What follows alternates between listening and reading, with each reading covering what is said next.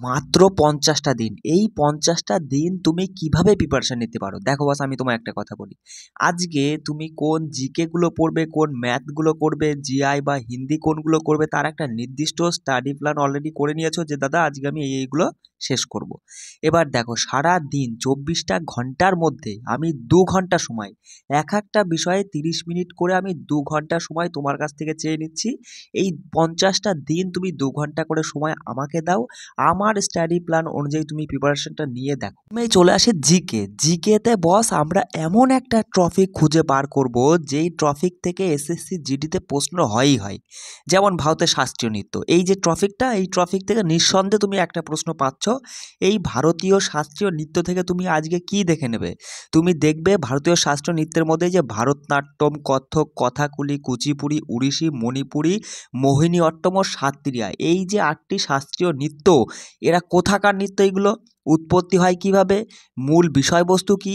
কোন কোন ব্যক্তি এই নৃত্যের সঙ্গে যুক্ত, যারা বিভিন্ন পুরস্কার যেমন তোমার হচ্ছে পদ্মবিভূষণ, পদ্মভূষণ, পদ্মশ্রী এবং সঙ্গীত নাটক একাডেমি পুরস্কার পান, সেই সকল ব্যক্তিদের নাম।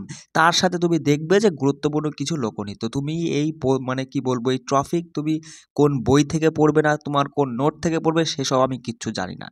মোদ্দা কথা, ৩০ মিনিটও লাগবে না, ২০ মিনিটে তুমি একবার পড়ে নিলে, ১০ মিনিট আরও একবার রিভিশন করে নিলে। এটা তোমাকে আজকে করতেই হবে। আর ২ নাম্বার তুমি পাচ্ছ সেরকম একটা টপিক বেছে নিতে হবে। আর সবশেষে তুমি যদি কোথাও কোনো জায়গায় নোট না পাও আমাকে একটা কমেন্ট করে দিও, আমি তোমাকে পিডিএফ দিয়ে দিচ্ছি। সেই ম্যাথে দাদা, ম্যাথ থেকে তুমি কি করবে? ম্যাথের জন্য এমন একটা টপিক তুলে নাও যে টপিক থেকে একটা প্রশ্ন হয় এবং খুব সহজ সরল প্রশ্ন হয়, কিন্তু সেই প্রশ্নই না অনেকে ভুল করে আসে। এবার দেখো, যেমন অনুপাত সমানুপাত, এই টপিকটা তুমি আজকে তুললে, দেখো আমি এখানে উদাহরণস্বরূপ 10টি অঙ্ক তুলে দিয়েছি। এই 10টা অঙ্ক তুমি এখানে প্র্যাকটিস করবে। প্র্যাকটিস করে নিয়ে এই টাইপের অঙ্ক, তোমার যে কোনো একটা অঙ্ক বই আছে, বইটা খুলে নিয়ে এই টাইপের অঙ্কগুলো তুমি দাগিয়ে নিলে, দাগিয়ে নিয়ে সেগুলো প্র্যাকটিস করে নিলে। ৩০ মিনিটের মধ্যে তুমি অবশ্যই পারবে। দেখো কোন টাইপের অঙ্কগুলো করবে? অনুপাত সমানুপাত থেকে আমি এখানে তুলে দিয়েছি। যেমন দুটি সংখ্যার অনুপাত এত, সংখ্যা দুটির উভয় পদের সঙ্গে কোনো একটা সংখ্যার যোগ বা বিয়োগ করলে সংখ্যা দুটির অনুপাত হয় এত, তাহলে সংখ্যা দুটি কী কী? এই টাইপের প্রশ্ন করবে। যেখান থেকে পারো তুমি তুলে নিয়ে অঙ্ক করবে, যাচ্ছে মোদ্দা কথা। তারপরে দেখো এই টাইপের অঙ্ক যে P/Q = 2/3 হলে এত, এর মান কত? তারপরে দেখো যদি বলে যে A, B এবং C এর বেতনের অনুপাত যথাক্রমে, এই যে অনুপাত দেওয়া আছে, যদি তাদের বেতন যথাক্রমে এত এত এত % বৃদ্ধি পায় তাহলে বেতনের নতুন অনুপাত কত? এই টাইপের অঙ্ক বস, সহজ সরল অঙ্ক কিন্তু অনেকেই না এই প্রশ্নগুলো ভুল করে আসে। তাহলে আমি জানি যে তুমি এগুলো পারবে। তবুও আমি তোমাকে রিকোয়েস্ট করব, তুমি আমার স্টাডি প্ল্যান অনুযায়ী আরেকবার করে রিভিশন করে নাও। আমি যেভাবে বলছি সেভাবেই ৫০টা দিন কাটাও। তুমি তোমার মানে কি বলবো, পরিকল্পনা অনুযায়ী বা তোমার স্ট্র্যাটেজি অনুযায়ী তুমি তো পড়ছোই। তার সাথে ২৪টা ঘন্টার মধ্যে ২ ঘন্টা সময় তুমি আমার প্ল্যান মোতাবেক কাজগুলো করে যাও। তারপর তুমি দেখো। তারপর দেখো এই টাইপের অঙ্ক করবে যে 4^3.5 আর অনুপাত হচ্ছে 2^5 এর সরল অনুপাত কী হবে? এই টাইপের প্রশ্ন। তারপর √6, √8 এবং √21 এর চতুর্থ সমানুপাতি দেওয়া, এই দুটো সংখ্যাদের মধ্য সমানুপাতি। তারপরে এটা রেশিও দিয়ে তার বলো সাব ডুপ্লিকেট কী হবে, আর রেশিও দিয়ে ট্রিপ্লিকেট কী হবে, এই টাইপের প্রশ্নগুলো করবে। তারপর দেখো এই টাইপের প্রশ্ন যে একটি বাঁশকে ১ টাকা ৫০ পয়সা এবং ২৫ পয়সা মিলিয়ে মোট এতটি মুদ্রা আছে, তাদের মূল্যের অনুপাত যদি এত হয়, মানে এই অনুপাতটা হয়, তাহলে বাঁশকে কোন প্রকার মুদ্রা কয়টি করে আছে? এই টাইপের প্রশ্নও তুমি করবে। চলো দেখো আরও দুটো আমি দিয়ে দিচ্ছি যে এই টাইপের প্রশ্ন যে একটি পেন এবং একটি পেন্সিলের মূল্যের অনুপাত দেওয়া আছে, যদি পেনের মূল্য পেন্সিলের মূল্য অপেক্ষা ৩ টাকা বেশি হয় তবে পেন্সিলের মূল্য কত? এই টাইপের প্রশ্নগুলো করবে। এগুলো কিন্তু পরীক্ষায় আসা প্রশ্ন বস। তারপরে যেমন দেখো এগুলো সোজা প্রশ্ন, এই টাইপের প্রশ্ন করবে যে এত টাকা ৩ জন শ্রমিকের মধ্যে এই অনুপাতে ভাগ করে দেওয়া হলে প্রত্যেকে কত করে পাবে? ইজি প্রশ্ন, অনেকেই ভুল করে, তুমি এগুলো আরও একবার রিভিশন করে নাও।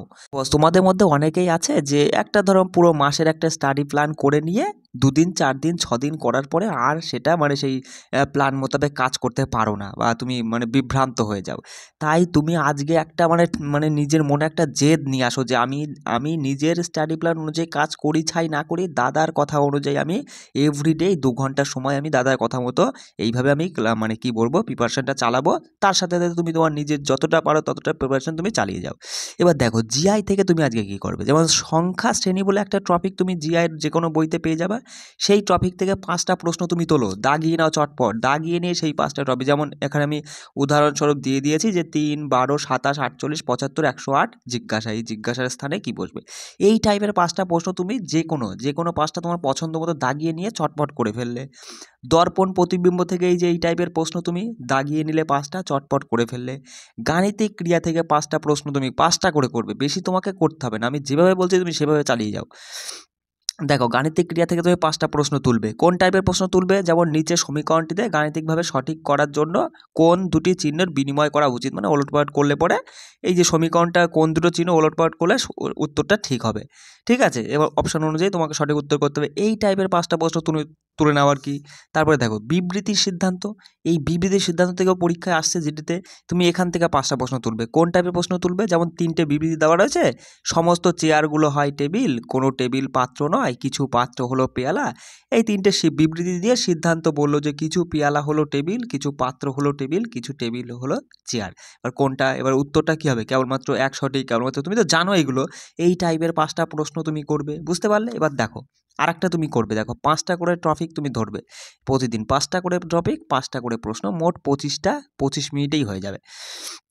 দেখো এবার ঘনক ও ছক্কা থেকে তুমি কি করবে, ঘনক ও ছক্কা থেকে এই টাইপের প্রশ্ন করবে যে একই পাশার দুটি ভিন্ন অবস্থানে পি থেকে ইউ বর্ণ দেখানো হয়েছে, ঠিক আছে, এই দুটো পাশায়, তো ইউ দেখানোর মুখে বিপরীত মুখের বর্ণ নির্ণয় করে, একদম ইজি টাইপের প্রশ্ন। এই টাইপের 5টা প্রশ্ন তুমি ঝেপে দিলে, বুঝতে পারছো।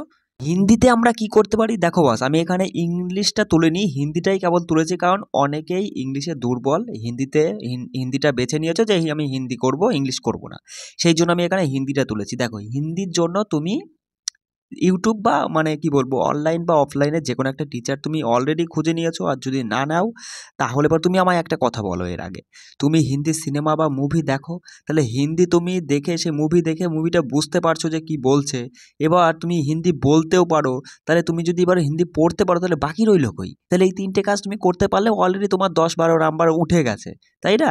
তুমি হিন্দি যখন বুঝতে পারছো, তুমি হিন্দি বলতে পারছো, হিন্দি পড়তে পারছো, তাহলে তো তোমার এখানে 10 নাম্বার অলরেডি উঠে আছে। আর বাকি 10 নাম্বার তুলবা, তোমার বেশি তুলতে হবে না, তুমি হিন্দির থেকে 20 নাম্বার টার্গেট রাখো, 20 নাম্বার আমাকে নিতেই হবে, সেরকম টার্গেট রাখো। তুমি যে টিচারের কাছে পড়ছো হিন্দির জন্য, সেই টিচারের কথা অনুযায়ী প্রিপারেশনটা নাও। তার পাশাপাশি আমি এই যে টেলিগ্রাম চ্যানেল দেখতে পাচ্ছ, আমার টেলিগ্রাম এসএসসি জিডি জিকে 98 বলে সার্চ করবা, এই টেলিগ্রাম চ্যানেলে আমি 20টা করে প্রশ্নের একটা সেট করে আমি তোমাদেরকে প্রতিদিন দিয়ে দেবো। সেইগুলো মানে 50 দিনে তাহলে 50টা প্র্যাকটিস সেট তুমি পাবে, সেই প্র্যাকটিস সেটগুলো করো, তাহলেও দেখবা অনেকটা উপকৃত হবে। চলো, জয় হিন্দ।